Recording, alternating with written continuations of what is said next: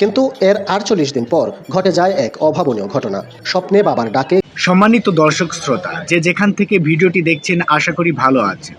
সম্মানিত দর্শক শ্রোতা, ৪৮ দিন আগে শেষ বিদায় জানানো হয়েছিল হবিগঞ্জের মুসলিম আলী রিজভীকে। ৪৮ দিন পরে নিজ ছেলেকে বারবার স্বপ্নে মুসলিম আলী রিজভী বার্তা দিচ্ছে, আমাকে এখান থেকে সরাও, আমাকে এখান থেকে সরাও, আমি নামাজ আদায় করতে পারছি না। বারবার একই স্বপ্ন দেখার পরে ছেলের ভিতর কৌতূহল জাগলো। তারপর স্থানীয় উনি এক মৌলবীর কাছে যে এ বিষয়ে আলাপ করে মুসলিম আলী রুহুলের ছেলে মুসলিম আলী রিজভীর ছেলের মুখে স্বপ্নের বিবরণ শুনে স্থানীয় ওই মৌলবী একই পরামর্শ দিয়ে থাকে এবং বলে তাৎক্ষণিকভাবে তার সমাধিকে অন্য জায়গায় হস্তান্তর করা হোক। সম্মানিত দর্শক শ্রোতা, চলুন আমরা এই বিষয়ে আসল তথ্য কি সেটা জেনে আসি মুসলিম আলী রিজভীর ছেলের মুখ থেকে। উসমানী মেডিকেল কলেজে রাত্র 2টা এপ্রিলের 23 তারিখ রাতে 1 তারিখে খুলে, হ্যাঁ, এ মাসের 1 তারিখ রাতে 2:18 ইন্তেকাল করছেন। ইন্না লিল্লাহি ওয়া ইন্না ইলাইহি রাজিউন। ওনাকে আমরা দাফন করছি আমরা পারিবারিক কবরস্থানে।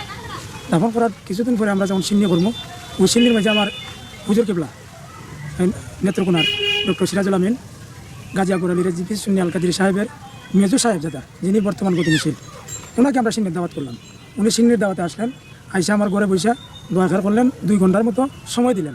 দেওয়ার পরে উনি আমার বাবার কবরস্থান জারাত করলেন। জারাত করার পরে উনি বলতেছেন, বাবা তোমরা বাবার বাউন্ডারিটা ফাঁকা করো, মাদার সিস্টেম করো। তখন আমরা বললাম ঠিক আছে, আপনার অনুমতি, আমরা আদেশ পালন করব। আদেশ পালন করতে যাই আমরা যখন কইলাম যে এখানে ফাঁকা করণ করবো, আমার বাড়িতে পারিবারিক যৌতুক গুরুস্থান হওয়াতে কবরস্থান এটা করতে পারলাম না।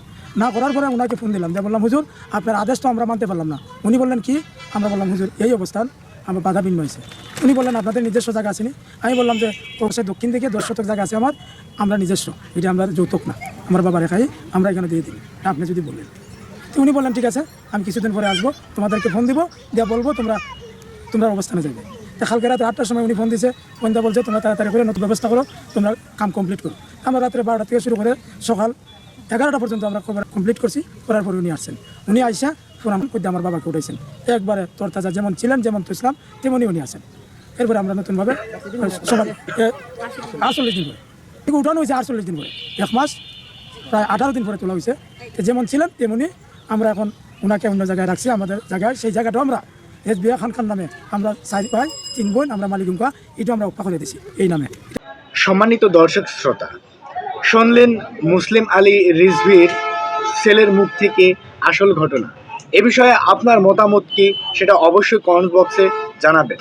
আরেকটি কথা না বললে নয়, সেটি হচ্ছে মহান আল্লাহ তাআলা কি না পারে, সেই ইচ্ছা করলে সব কিছু তার দ্বারাই সম্ভব। ভালো থাকবেন, সুস্থ থাকবেন, ধন্যবাদ।